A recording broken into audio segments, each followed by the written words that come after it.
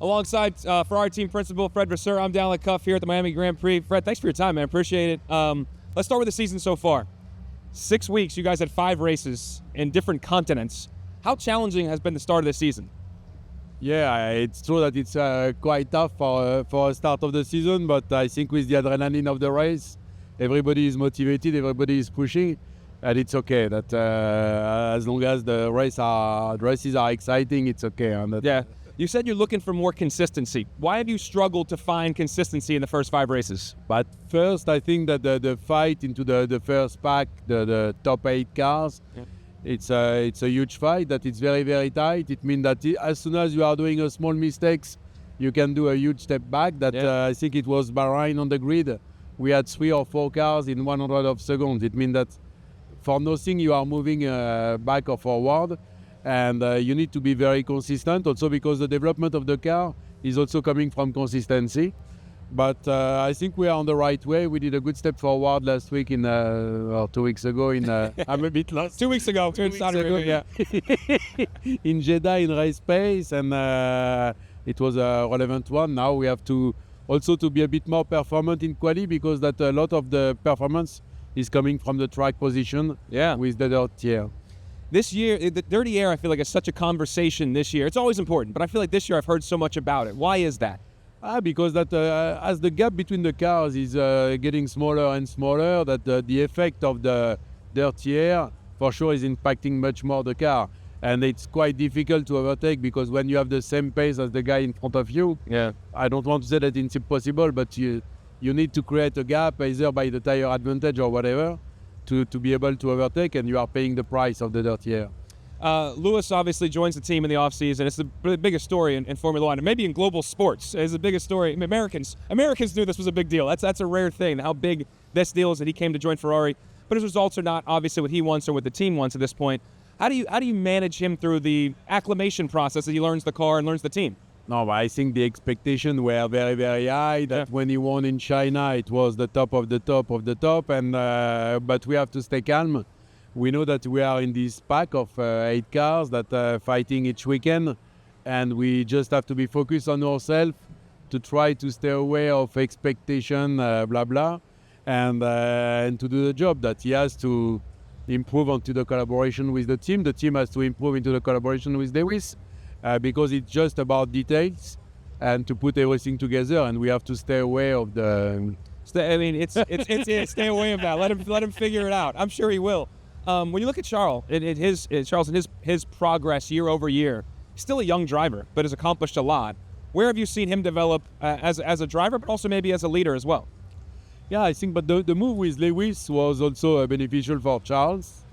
I think in terms of preparation, approach, and so Lewis is a masterclass, and it was a kind of new, not reference, but a new model for Charles somehow, that to see something different, and the collaboration with us is great, because that for sure he knows everybody into the team for years. We know each other for a lot of years, long time, and I think we are building up something, and I'm very, very proud of what Charles is doing today, because he's improving not only into the car, but into the collaboration with the team, into the collaboration with the sponsor, into the preparation on every single aspect. He's doing a step forward. You mentioned you known him for many years, and you worked with him over a decade ago. How does that relationship affect him and his ability to succeed in the car? Well, I think it makes sense, and it's always much easier to work with someone when you have a good relationship, and quite often we don't need to speak just to have a look on the other, so he's not happy or that this is very helpful. And also we have a mutual trust. It means that we can speak very openly. We have no distance, and this is helping us to try to chase the last 100 of seconds. We're in the paddock here at the Miami Grand Prix, and it's a great environment. America loves big events, and this is a big event. What is this like to take part in this race here in the States? You know, what is quite impressive in Miami is that in 4 years it became a key race into the championship, one of the biggest events of the first part of the season, and so We had a lot of guests, a lot of commercial operation and so. And honestly, that at the beginning that we drivers had some complaint about the track, but I think over the last 4 years, we always had exciting races. It's good for the sport, it's good for the show, and the mood in Miami is very positive. It's very positive. Yeah. And this is also like Kentucky Derby weekend is this weekend in the States, and this race has begun to kind of take it over. From the racing on the track, though, how has it changed in the now 4th year? How's the circuit evolved? How has it changed? Well, I think it's a good combination between the high-speed section, very low-speed section, low-speed section, and a long straight line. You can overtake that. Temperature are quite often very extreme. It means that it's also a lot about tire management. I think it's a very good combination, including all the aspects of the race today, and it's a good one. How do you think you guys? What are the expectations for the weekend? It's Ferrari. I know the expectation is always to win, but like, how do you feel? We always want to win, and we are always there for this. But we are really at the early stage of the season. It means that it's quite difficult to anticipate where you will be performant and not. I think we'll have a better picture mid-season. But if you have a look on the last 4 or 5 events, we are there in the race. I think if we want to do the next step, we need to be a bit more performant for the qualifying. In recent years, it seems to be Red Bull had its dominance. McLaren obviously came on last year. This year, this top of the season seems like it's the most competitive it's been in recent years. Is that a fair assessment? Yeah, I think that, but it was, first, it's the last year of the current regulation. Yeah. We have a kind of convergence of performance, and this is true. Last year, you had a good rotating system that it was Red Bull, then it was Mercedes, then it was us, then it was McLaren. Yeah.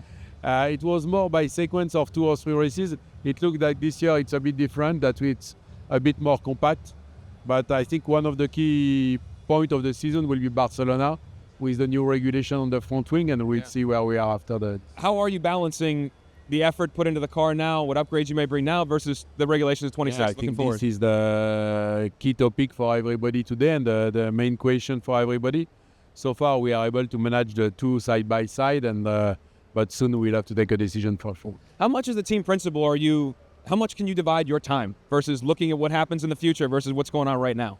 It's a good question, because that I need to have one foot on the current season and the next session, one on the next year project, and one in the long-term project. It means that I'm struggling now because I don't have 3 feet, but it is like it is. And but I think it's the same for everybody, that we are always balanced between the short term, because we want to get results. That first motivation is the result of the next session, and in the other end, you know perfectly that if you don't prepare a long-term plan, you will struggle in the future. In terms of, last question about the race here, do you feel like is there pressure on Lewis to kind of start to see results?